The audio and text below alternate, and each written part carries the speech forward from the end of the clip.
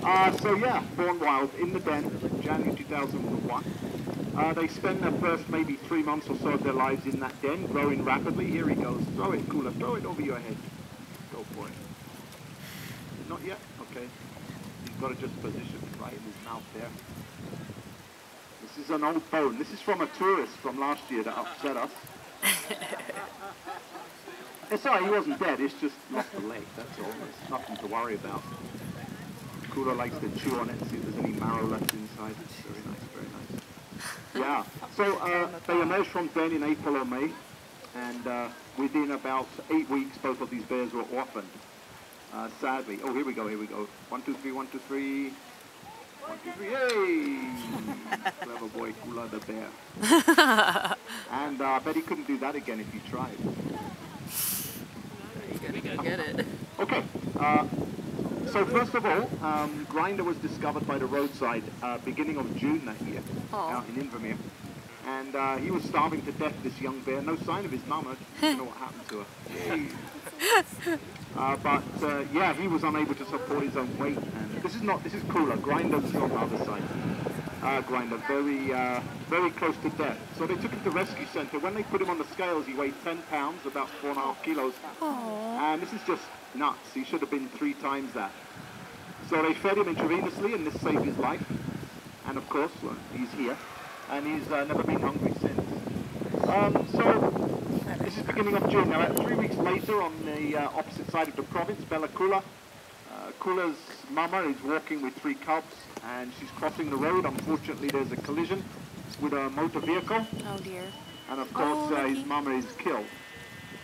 So the other 2 cubs couldn't be rescued, but Cooler, and he came here with Grinder in September of that year when they were 8 months old. So if you've done the math, they're 14.5 years age, and they're fully grown, so they reach full size around about 6 years, plus or minus a year. And they are both male as well. Now, first-year orphans don't survive.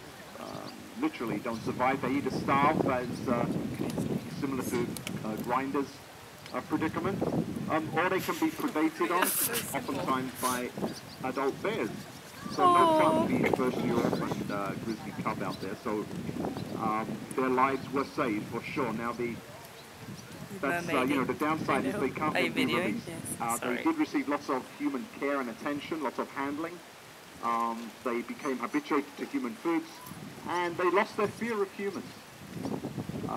And so the government decreed they couldn't be released, and they would have been destroyed if there wasn't a place that would take them, give them a home.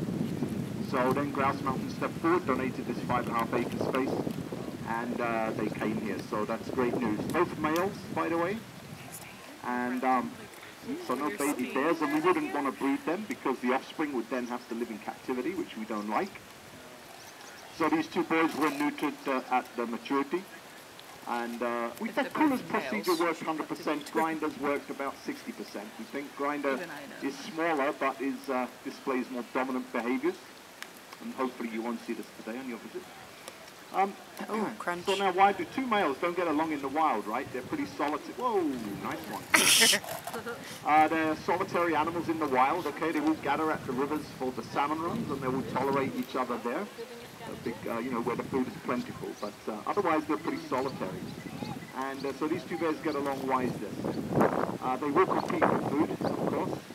Now we make sure there's lots of food, and we'll come back to that in just a moment. Another thing is females. They will compete for females, but as we've said, they've never, you know, you don't miss what you don't have, right? So no females here. And but their personalities are quite different. And it's quite funny when you get to know them. Cooler here is the West Coast bear, so of course he's very laid back, very horizontal, okay? Look at it, very chilled. Grinder is the opposite. He's very animated, very mischievous. If anybody's ever had an annoying little brother, then this is Grinder's personality, okay? And he walks with a swagger, you can tell when you see him move. And the look on his face, very cheeky bear. So their personalities complement each other. And usually Cooler will be, you know, just relaxing or just sleeping or whatever, and Grinder will come along and start pushing him and looking for a wrestling match. So then if Cooler has enough, he's bigger, he's stronger, he can push Grinder away. Then of course be careful, because Grinder then wants to pick on somebody, usually at the fence line, and he has been known to throw bluff charge at the fence line at you guys. So now just if he does this, you have to remember the protocols, and that you jump in the air and scream, okay? And it's, you don't write it down, it comes natural, don't worry. And then he goes away, he's very, very happy. Anyway, here he's cooler, so you can't see his whole body, but what the heck? Why don't you have a try and guess how much this guy weighs today? A lot. Pounds or kilos, you can shout it out, don't be shy. Didn't I say like 1,000? 800 pounds, a very good opening bid. Not right, but a very good 1,000 pounds. opening bid. If you said 903.5 pounds, you're spot on. This is about 410 kilos approximately. And he's not his lightest for the year, but he's not much off his lightest. Oh, hello. And between now and November, he's going to put on a lot of weight, and we'll talk about that in a minute. So he's the bigger of the two, he's heavier. He's about 8 or 8.5, cooler the bear. He's 8 or 8.5 feet tall. Say, let's call it 2.6 meters. And this guy is a fabulous looking head. Those big long claws, if you see the claws on his front paws there, they're about 5.5 inches long, they're non-retractable.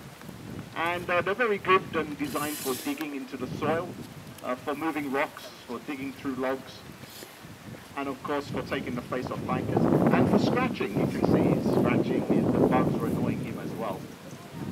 And yeah, so he's beautiful. So we say Cooler got the looks and Grinder got the personality, I would say. Now then, before he disappears, if he goes, you follow him and I'll follow you, okay? What about diet? Do you know what grizzly bears like to eat? Fish, yeah. I hear lots of fish and berries. I hear some children. I hear parents. And they like the parents better because there's no meat usually. Oh.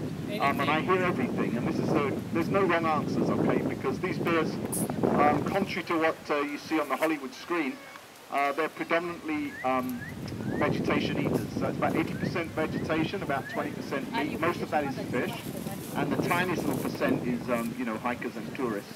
So, yeah, so quite different to what you hear from Hollywood. And that's, you know, we're glad you're here. We get the chance to tell you a little bit about them, and you maybe see them in a bit of a different light when you've seen them here and heard about them.